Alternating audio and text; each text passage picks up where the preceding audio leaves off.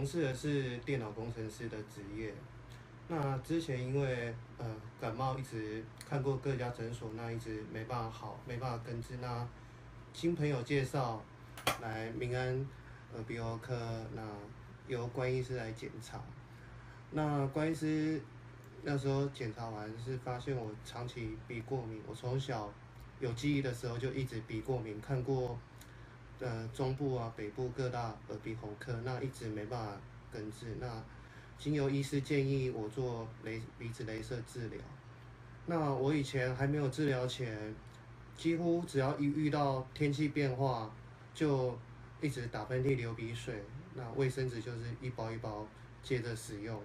那当然更容易感冒，几乎感冒大概1个礼拜就会有2次感冒，可能吃完药好了，又马上又接着感冒。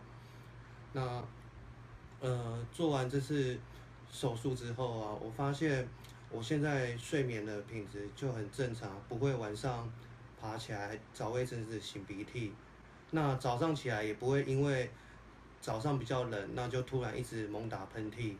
那现在也不会走在外面，也不会突然说遇到过敏，一直打喷嚏，一直打不止，整个生活的品质就有很大的改善。那这是我做完手术之后的一个感觉，那就是谢谢关医师啊，谢谢民安诊所这样子。